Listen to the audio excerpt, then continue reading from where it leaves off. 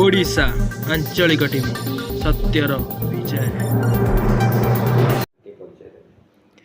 ମୁଁ ଡକ୍ଟର ସିପ୍ରା ମଲ୍ଲିକ, ପୂର୍ବତନ ବିଧାୟିକା କେନ୍ଦ୍ରାପଡ଼ା, ବର୍ତ୍ତମାନ କଂଗ୍ରେସ ଦଳର ପ୍ରାର୍ଥୀ। ଏଇ ହେଉଛି ମୋର ପରିଚୟ। ମୁଁ 95ରେ ମୋର ରାଜନୈତିକ କ୍ୟାରିୟର ଆରମ୍ଭ କରିଥିଲି। ସେ ସମୟରେ ବିଜୁବାବୁ ମୋତେ ପ୍ରୋଜେକ୍ଟ କରିଥିଲେ କ୍ୟାଣ୍ଡିଡେଟ୍, ପଟ୍ଟାମୁଣ୍ଡେଇର କ୍ୟାଣ୍ଡିଡେଟ୍ ହିସାବରେ। 95 ମସିହାରେ ମୋ ବିରୁଦ୍ଧରେ ଜଣେ ଇଣ୍ଡିପେଣ୍ଡେଣ୍ଟ କ୍ୟାଣ୍ଡିଡେଟ୍ ଜଣକୁ ଠିଆ କଲେ। ଆମରି ଯେଉଁ ଦଳରୁ ମୁଁ ଠିଆ ହେଇଛି, ଜନତା ଦଳରୁ, ସେଇ ଦଳର ନେତୃବୃନ୍ଦଙ୍କର ମୋ ପ୍ରତି ଭୟ ରହିଲା ମନରେ। ସେମାନେ ଭାବିଲେ କାଳେ ଯଦି ଇଏ ଜିତି ଯାଉଛି ହୁଏତ ଆମର ପତ୍ତା କଟିଯିବ। ସେଇ ଭୟରେ ସେମାନେ ମୋ ବିରୁଦ୍ଧରେ ଗୋଟେ ଇଣ୍ଡିପେଣ୍ଡେଣ୍ଟ କ୍ୟାଣ୍ଡିଡେଟ୍ ଠିଆ କଲେ ଏବଂ ସେଇ ଇଣ୍ଡିପେଣ୍ଡେଣ୍ଟ କ୍ୟାଣ୍ଡିଡେଟ୍ ଠିଆ କଲା ପରେ ବି ମୁଁ ଜିତୁଥିଲି। ତାପରେ ସେମାନେ ବହୁତ ଚେଷ୍ଟା କରିକି ଗୋଟେ ପଞ୍ଚାୟତ ଅଛି ଶ୍ରୀରାମପୁର ବୋଲି, ଶ୍ରୀରାମପୁର ପଞ୍ଚାୟତର ଲୋକଙ୍କୁ ଶିଖେଇକି ଭୋଟ ବର୍ଜନ ବି କରେଇଦେଲେ। କାରଣ ସେ ନେତା ସେଇ ସମୟରେ ଭାରି ଟିକେ ତାଙ୍କର ଦବଦବା ଥିଲା, ପ୍ରଭାବୀ ଥିଲା, ସେପଟେ ପ୍ରଭାବ ଥିଲା। ତେଣୁ ମୁଁ ହାରିଗଲି ସେ ସମୟରେ। ତାପରେ ପୁଣି ଆଉ ଥରେ ମୁଁ ମୋର କ୍ୟାରିୟରକୁ ସେମିତି କଣ୍ଟିନ୍ୟୁ କରୁଥିଲି ଏବଂ 2009ରେ ଆଉ ଥରେ ମୋତେ ନବୀନ ବାବୁ ଡାକିଲେ। ସେ ସମୟରେ ବିଜୁ ଜନତା ଦଳ ଗଢ଼ା ହେଇଥିଲା। କେନ୍ଦ୍ରାପଡ଼ାର ନିର୍ବାଚନ ମଣ୍ଡଳୀ ନୂଆ କରି ପ୍ରଥମ କରି ଡିଲିମିଟେସନ୍ ପରେ ସେ ସମୟରେ ଆରମ୍ଭ ହୋଇଥିଲା। ତା ପୂର୍ବରୁ ବେଦୁବାବୁ ଥିଲେ, ଯିଏକି ବିଜେପିର କ୍ୟାଣ୍ଡିଡେଟ୍ ଥିଲେ, ବିଜେଡ଼ିର ନୁହେଁ। ବିଜେଡ଼ିର ସଂଗଠନକୁ କହିବାକୁ ଗଲେ ସର୍ବପ୍ରଥମେ କେନ୍ଦ୍ରାପଡ଼ାରେ ମୁଁ ହିଁ ତାକୁ କନସୋଲିଡେଟ୍ କରାଇଥିଲି। ଆଗରୁ ନିଶ୍ଚିତ ଭୋଟ ଥିଲା, କିନ୍ତୁ ତାକୁ ଗୋଟେ ରୂପ ନେବା ଏବଂ ସୁଦୃଢ଼ କରାଇବା ସେଇଟା ମୋ ଦ୍ୱାରା କରାହେଇଥିଲା। ମୁଁ 9ରୁ 14 ବିଧାୟିକା ଭାବରେ କେନ୍ଦ୍ରାପଡ଼ାରେ କାମ କରିଛି।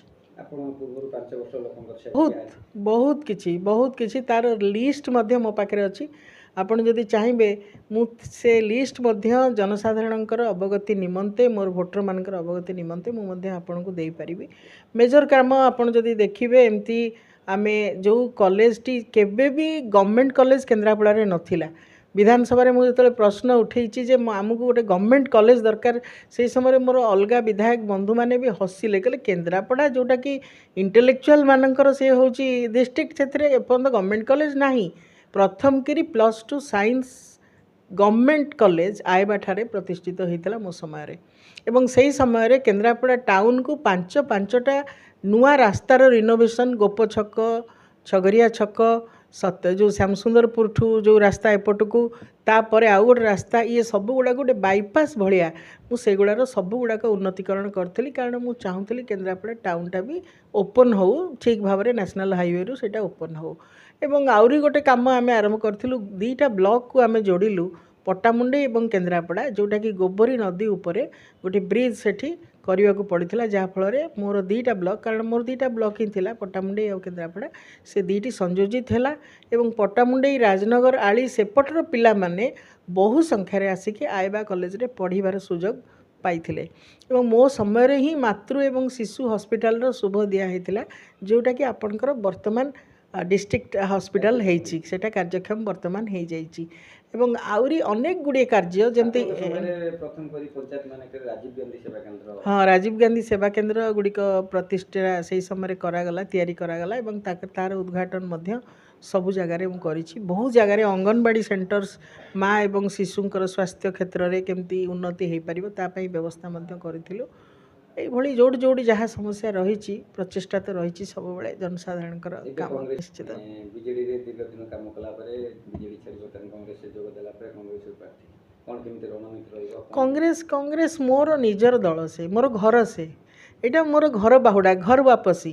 କାରଣ ମୋର ପିତା ସ୍ୱର୍ଗତ ପ୍ରହ୍ଲାଦ ମଲ୍ଲିକ ଏଇ କଂଗ୍ରେସ ଦଳରୁ ହିଁ ପ୍ରଥମ କରି ବିଧାୟକ ହେଇଥିଲେ 57ରେ, ଯେଉଁ ସମୟରେ ଦୀନବନ୍ଧୁ ସାହୁ ଏବଂ ସିଏ 2 ଜଣ ଯାକ ଗୋଟେ ଯୁଗ୍ମ ନିର୍ବାଚନ ମଣ୍ଡଳୀ ଥିଲା କେନ୍ଦ୍ରାପଡ଼ା ଏବଂ ପଟ୍ଟାମୁଣ୍ଡେଇ। ସେ ସମୟରେ ବାପା କଂଗ୍ରେସରୁ ହିଁ ବିଧାୟକ ହେଇଥିଲେ ଏବଂ କଂଗ୍ରେସର ଗଭର୍ଣ୍ଣମେଣ୍ଟ ଯେ ବିଜୁ ପଟ୍ଟନାୟକଙ୍କର ପ୍ରଥମ ସରକାର ଥିଲା, ସେଥିରେ ମୋର ବାପା ମଧ୍ୟ ଡେପୁଟି ମିନିଷ୍ଟର ଥିଲେ। ଏଇ କଂଗ୍ରେସ ସରକାର ସେହି ସମୟରେ ଥିଲା। ପରବର୍ତ୍ତୀ ସମୟରେ ଉତ୍କଳ କଂଗ୍ରେସ ହେଲା ଏବଂ ବିଜୁବାବୁଙ୍କୁ ସେ ନିଜର ଗୁରୁ ବୋଲି ମାନୁଥିଲେ ରାଜନୀତିରେ। ତେଣୁ ସେ ସମୟରେ ସେ ଉଭୟ ଉତ୍କଳ କଂଗ୍ରେସକୁ ଆସିଲେ। ଏବଂ ଆହୁରି ଗୋଟେ ଘଟଣା ହେଇଛି, ଶେଷ ସମୟରେ ମଧ୍ୟ ମୋ ବାପା କଂଗ୍ରେସରେ ହିଁ ଯୋଗ ଦେଇ ପଟ୍ଟାମୁଣ୍ଡେଇରୁ କ୍ୟାଣ୍ଡିଡେଟ୍ ହେଇଥିଲେ। ତେଣୁ ଆମେ କଂଗ୍ରେସ ପରିବାରର ଲୋକ, ଏଥିରେ କୌଣସି ସନ୍ଦେହ ନାହିଁ ଯେ ବିଜୁବାବୁଙ୍କ ସହିତ ଆମର ସେତିକି ନିବିଡ଼ତା ଥିଲା। ସେଇଥିପାଇଁ ବାପା ଉତ୍କଳ କଂଗ୍ରେସକୁ ଯାଇଥିଲେ ଏବଂ ମୁଁ ମଧ୍ୟ ବିଜୁ ଜନତା ଦଳରେ ଏବେ ଯେଉଁ ରହିଲି, ସେ ମଧ୍ୟ ବିଜୁବାବୁଙ୍କର ସେଇଟା ବି ଆପଣମାନେ ସମସ୍ତେ ଜାଣିଛନ୍ତି ଯେ ଆମ ଦଳର ବିଜୁ ଜନତା ଦଳର ଗୋଟେ ପ୍ରତିଶ୍ରୁତିବଦ୍ଧ ଥିଲା ଦଳ ଯେ କିଭଳି ମହିଳାମାନଙ୍କୁ ରାଜନୈତିକ କ୍ଷେତ୍ରରେ ଅଧିକା ତାଙ୍କୁ ଦିଆଯିବ ସମ୍ମାନ ଦିଆଯିବ ବା ସେଥିରେ ତାଙ୍କୁ ପ୍ରୋତ୍ସାହନ ଦିଆଯିବ। ସେଥିପାଇଁ 33% ରିଜର୍ଭେସନ୍ ବିଧାନସଭାରେ ଏବଂ ଲୋକସଭାରେ ପ୍ରାର୍ଥୀ ଦେବା ପାଇଁ ସ୍ଥିର କରାହେଇଥିଲା। ଲୋକସଭାରେ ତ 7 ଜଣଙ୍କୁ ଦିଆ ହେଇଯାଇଛି, ସେଥିରେ ଆଉ କିଛି ଅସୁବିଧା ନାହିଁ, କିନ୍ତୁ ବିଧାନସଭାରେ ସବୁ ଜିଲ୍ଲାରେ ଦିଆଗଲା। ମୁଁ ଜାଣିପାରୁନି କେନ୍ଦ୍ରାପଡ଼ାରେ କ'ଣ ଅସୁବିଧା ହେଇଛି। ତେଣୁ ମୁଁ ଆଶା କରୁଥିଲି ଯେ କେନ୍ଦ୍ରାପଡ଼ାରେ ମୋର ପ୍ରାର୍ଥୀତ୍ୱକୁ ସେମାନେ ଗ୍ରହଣ କରିବେ, ଆମ ଦଳ ବା ବିଜୁ ଜନତା ଦଳ ଗ୍ରହଣ କରିବ, ଯିଏ ମୋର ପୁରାତନ ଦଳ ଥିଲା, କିନ୍ତୁ ସେଇଟା ଗ୍ରହଣ କଲେ ନାହିଁ। ତ ଏଇ ପ୍ରତିଶ୍ରୁତିଟା କେନ୍ଦ୍ରାପଡ଼ା ପାଇଁ ସବୁବେଳେ ଗୋଟେ ଉପେକ୍ଷିତ ଜିଲ୍ଲା ହିସାବରେ କେନ୍ଦ୍ରାପଡ଼ା ରହିଛି ସେମାନଙ୍କର ନେତାମାନଙ୍କ ନଜରରେ।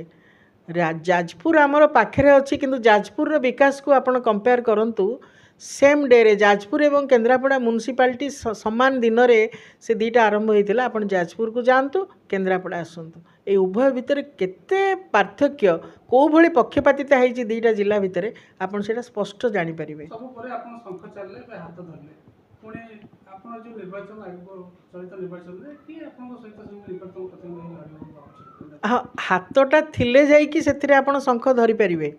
ଶଙ୍ଖ ଧରନ୍ତୁ, ପଦ୍ମ ଧରନ୍ତୁ, ଗଦା ଧରନ୍ତୁ, ଚକ୍ର ଧରନ୍ତୁ, ଯେଉଁ ବି ଆପଣ ବିଷ୍ଣୁଙ୍କର ଯାହା ଯାହା ସବୁ ରହିଛି ସେ ସବୁକୁ ଆପଣଙ୍କୁ ଧରିବାକୁ ହେଲେ ସର୍ବପ୍ରଥମେ ବେସ୍ରେ ମୂଳ ଆଧାର ହେଉଛି ହାତ।